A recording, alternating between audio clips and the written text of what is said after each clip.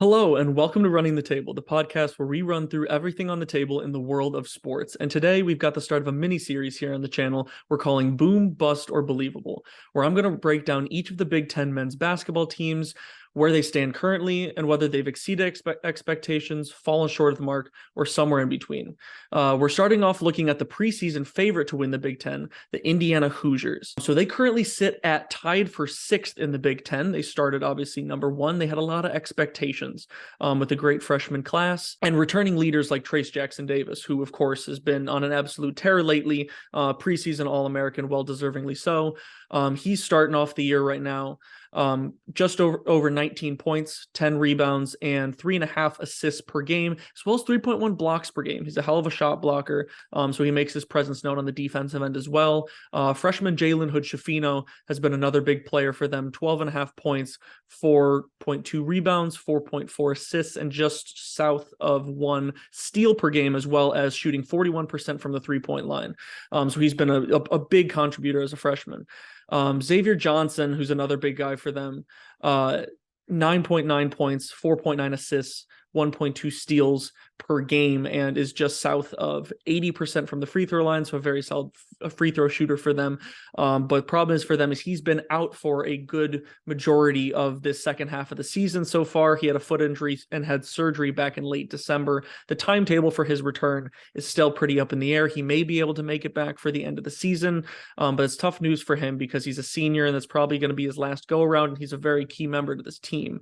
Another guy who's struggled with injury is Race Thompson, with 7.9 points, 5.7 rebounds, and 1.3 blocks per game. He's sort of the second in command in that front court with Trayce Jackson-Davis, but he's been out with a sprained MCL which occurred back on January 5th, but he just was recently able to come back with a brace on his knee.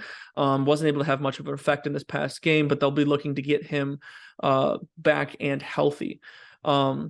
One of the things that we really like here on the podcast is to get an idea of where teams stand in comparison to everyone else in college basketball, not just the Big Ten, is the KenPom rankings.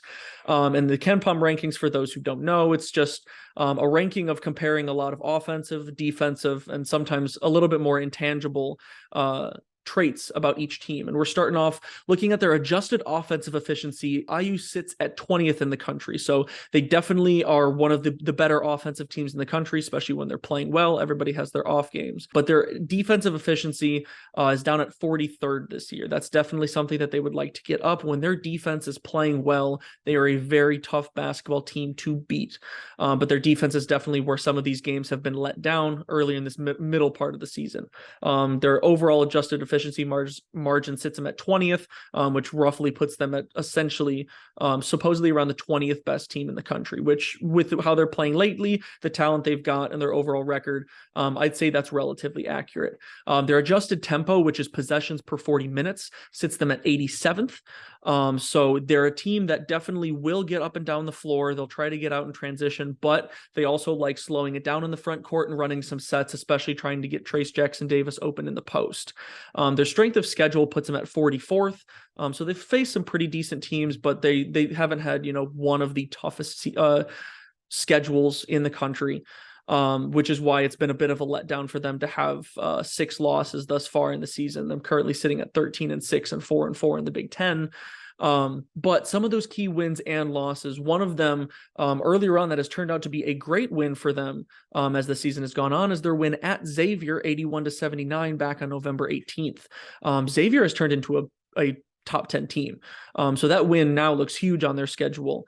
But some of the struggles that they've had in the middle of the season, 2 of those big losses, one at Rutgers, 63-48 on December 3rd, and then another one at home against Northwestern, 84-83 on January 8th. So 2 very different games there, one where they just weren't able to put up any offense and Rutgers with their defense sort of had their way, and the other at home against Northwestern where their defense just couldn't get the job done. They put up 83 points of their own, but when you let up 84 points, you really have to have one hell of an offensive game to win that ball game. And against a team like Northwestern, you expect more out of this Hoosiers team.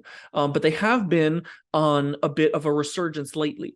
And they recently had a couple of big wins, one coming at home against at the time ranked 18th in the country, Wisconsin, 63-45. And you see where that defense comes in when they're defending.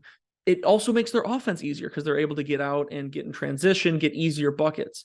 And then most recently against Michigan State, they had a 13-point win at home, which just continues to build on some of the momentum that they've had lately after they've adjusted to some of those injury woes and messing up their depth. But they're a team that had such high expectations to start the season.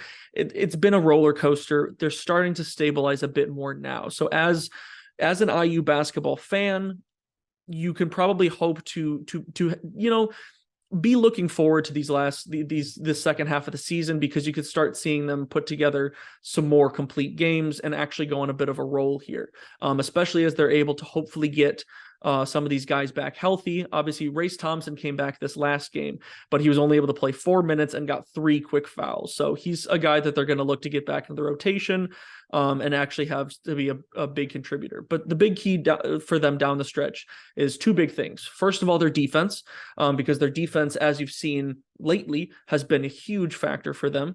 But the other thing is their shooting, because of the fact that a lot of teams, especially in the Big Ten, with how well Trayce Jackson-Davis has played lately, it's going to be, what are they going to do when the focus is on Trayce Jackson-Davis? Because some teams choose to just hands off, let him do whatever he's going to do and try to come out with a win. But in the last 2 games, Trayce Jackson-Davis has had 30 plus points.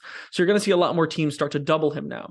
And the big thing is, are your shooters going to be able to knock down shots? In this past game, IU shooters came back and actually, put together a really solid performance, shooting over 50% from the 3-point line. The 2 guys that stepped up really big were Trey Galloway and Tamar Bates.